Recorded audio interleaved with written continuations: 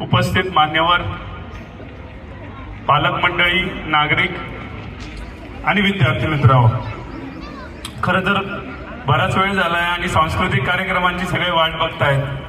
त्यामुळं एखाद्या अध्यक्षाचं किंवा उभे असलेल्या नेत्याचं भाषण ऐकणं किती कंटाळवाणं आहे याचा मी अनुभव अनेक वेळा तिथे बसून घेतलाय. त्यामुळे तो अनुभव मला तुम्हाला द्यायचा नाहीये.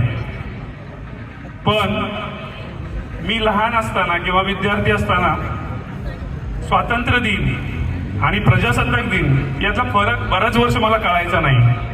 कारण हे दोन राष्ट्रीय सण जेव्हा जेव्हा यायचे तेव्हा एकच लक्षात असायचं की लवकर आवरायचं आहे. त्यावेळी आम्ही इस्त्री वगैरे करून यायचो, स्वतः इस्त्री करायचो, सकाळी लवकर उठायचो. आता माहित नाही मुलं इस्त्री करतात की नाही, पण त्यावेळी करायचो, खूप आनंद असायचा. आणि शाळेत यायचो आणि शाळेमध्ये भरपूर काय करू आणि काय नको असं व्हायचं. मला वाटतं ती प्रेरणा आजही आहे. थोडासा मुलांचा प्रवास बदलला, पूर्वीचा प्रवास वेगळा होता. पण मुद्दा असा आहे की बरीच वर्ष मला त्यातला फरक कळला नाही, कारण शाळा संपेपर्यंत तो फक्त एक आनंदाचा क्षण होता. पण आज जेव्हा मी एक नागरिक म्हणून किंवा एक रिस्पॉन्सिबल पर्सन म्हणून जेव्हा समाजामध्ये वावरतो तेव्हा जाणवतं की 15 ऑगस्ट जसं बलिदानाची प्रेरणा देतं तसं 26 जानेवारी आपल्याला जबाबदारीची जाणीव करून देतं. आपल्या प्रत्येकाची नागरिक म्हणून या देशामध्ये जबाबदारी आहे आणि 26 जानेवारी निमित्त आपण ती जबाबदारी ओळखली पाहिजे किंवा अधोरेखित केली पाहिजे, त्यानुसार वागलं पाहिजे.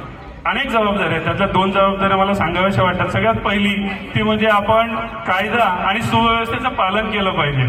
कायदा आणि सुव्यवस्था अनेक जबाबदारी आपल्याला देते, त्यातली ती एक महत्वाची जबाबदारी आहे. पण त्यातला एक उदाहरण द्यायचं झालं तर मोटरसायकल 2 व्हीलर किंवा 4 व्हीलर अनेक मुलं, अनेक पालक, अनेक नागरिक चालवतात. पण ती चालवत असताना त्याचं पालन आपण करतो का? आणि पालन न केल्यामुळे प्रत्येक सेकंदाला अपघात होतो. अशा अनेक गोष्टी आहेत की जे देश घडवण्यासाठी, देश चालवण्यासाठी आणि देशाचं नाव उज्ज्वल करण्यासाठी आपण जबाबदारीने केल्या पाहिजेत. दुसरी सगळ्यात महत्वाची म्हणजे समानता आणि बंधुता. आज समाजामध्ये अनेक प्रकारचे विघ्न आहेत, समाजामध्ये अनेक प्रकारच्या त्रुटी किंवा दरी पडली आहे आणि ती दरी समानता आणि बंधुता जर पाळली तर फार कमी होईल आणि समाज एक प्रगल्भ समाज म्हणून भारतीय समाज सगळ्या देशासमोर उभा राहील असं मला वाटतं. तुम्हाला जास्त याच्याबद्दल तुम्ही स्वतः बराच विद्यार्थी म्हणून अभ्यास करू शकता.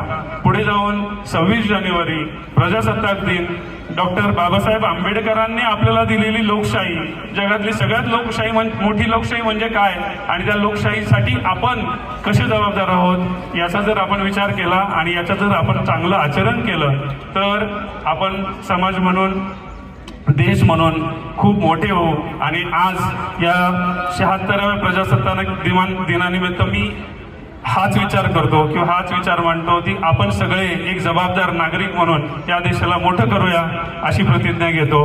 थांबतो. धन्यवाद. जय हिंद, जय महाराष्ट्र.